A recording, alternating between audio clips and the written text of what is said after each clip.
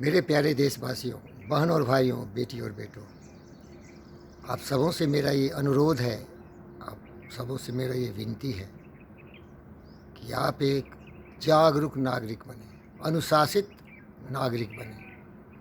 आपकी शक्ति अनुशासन में है, आपकी दक्षता, कला, कौशल, प्रगति और विकास में है, ज्ञानवान, विचारवान, बुद्धिमान बनने में है, देश के लिए कुछ बेहतर से बेहतर कार्य करने में है।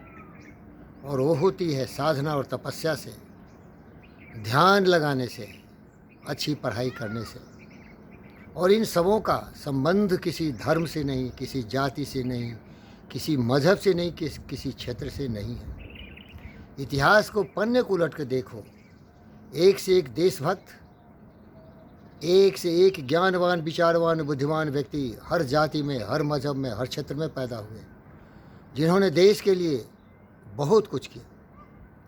सर सीवी रमन का नाम लो, रमन इफेक्ट दिया।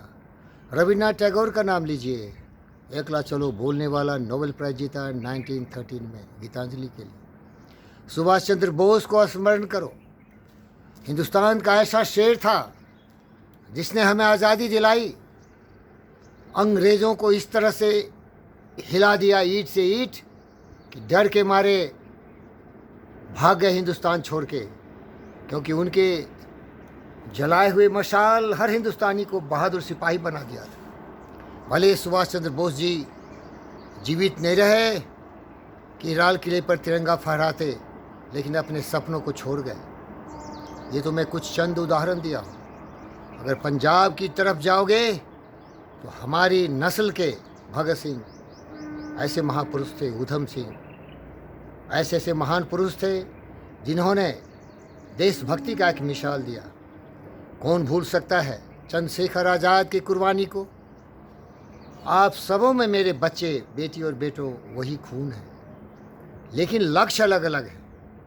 आप देश हित की बात नहीं करते हो, आप जाति की बात करते हो, धर्म की बात करते हो, मजहब की बात करते हो, क्षेत्र की बात करते हो, आंदोलन करते हो, और देश के विकास में तुम्हारा कोई योगदान नहीं है।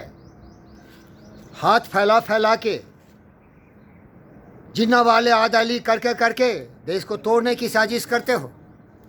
अरे तोड़ने की बात करो। और अगर मैं आपके इस अद्भुत आत्मविश्वास पर थोड़ा सोचूं तो इसका एक ही कारण है कि भारतवर्ष जो इतनी तुम्हारी माँ की तरह है, जिसने आंचल तुम पर दिया है सुरक्षा का, स्वतंत्रता का, लेकिन उसने कभी भी तुम्हें अनुशासनहीन बनने के लिए नहीं कहा। तुमने कभी भारत माता के सीने में खंजर डालने के लिए नहीं कहा, पीठ पर छुरा भोंकने के लिए नहीं कहा। समझदार कब बनोगे मेरे भाई? देश का विकास तभी होगा जब फिर से अब्दुल कलाम बनेंगे, फिर से सुबूही खान बनेंगे, फिर से अब्दुल हमीद बनेंगे, फिर से प्रोफेसर आरिफ मोहम्मद खान बनेंगे, फिर से गुलाम नबी आज़ाद बनेंगे, फिर से झांसी की रानी आएगी, फिर से ऐसे महान बेटी और बेटे होंगे जिनके मुद्दे देश हित की होंगे। वो सभी जाति, धर्म, मजहब, क्षेत्र सबसे ऊपर उठ जाएंगे और हर भारतीय के लिए एक सम्मानित बन जाएंगे। तो आओ बने, हम तो बन चुके। मेरा कोई जाति नहीं, मेरा कोई धर्म नहीं, मेरा कोई मजहब नहीं। हमारे लिए तुम मेरे बेटी बेटों सबसे महत्वपूर्ण हो। ये देश, भारत माता हमारे लिए सबसे महत्वपूर्ण है।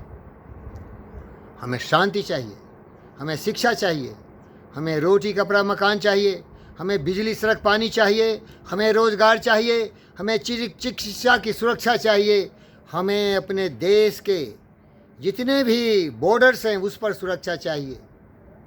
हमारे शहीदों से सीखो, हमारे सेनाओं से सीखो, दिन रात खून बहाते हैं, लेकिन तुम्हारे लिए तुम्हें सुरक्षा का कवच पहनाते हैं। उनका मकसद है कि तुम कुछ काम करो, कुछ काम करो, कुछ काम करो, जग में रहकर कुछ नाम करो। यह जन्म हुआ की शर्त कहो, समझो जिसमें यह व्यर्थ न हो, कुछ तो उपयुक्त करो तन को। लेकिन तुम क्या कर रहे हो? फालतू बातों में देश की शांति व्यवस्था सबको बर्बाद कर रहे हो, आंदोलन कर रहे हो। क्या फ़ायदा होगा इससे? ये स्वार्थ के पीछे विदेशी ताकत तुम्हें भड़का रही है और तुम्हारी बुद्धि भ्रष्ट हो चुकी है। तुम सोचते नहीं हो कि देश है जो तुम हो। सुधर जाओ मेरे भाई। दूसरे वीडियो में आपको बताऊंगा, अगर कि आप लोग नहीं सुधरे तो ये आज़ादी हम सबों से चली जाएगी। फिर से सुभाष चंद्र बोस, भगत सिंह, चंद्रशेखर आज़ाद आएंगे और हमें विकास के पथ पर ले जाएंगे। और उसके लिए ज़रूरी है चाइनीज सिस्टम, शी जिनपिंग वाला। कोई आज़ादी नहीं रहेगी, केवल काम करोगे, खाओगे, पियोगे, मस्त मौला रहोगे। लेकिन ये जाति के नाम पर, धर्म के नाम पर, मज़हब के नाम पर, क्षेत्र के नाम पर टुकड़े टुकड़े गैंग के रूप में बांटना चाहोगे, हमारी सेनाओं के किए हुए करतूतों पर उंगली उठाओगे, सबूत मांगोगे, सब बंद हो जाएगा, सब बंद हो जाएगा। दूसरी वीडियो में इस पर मैं चर्चा करूंगा। धन्यवाद।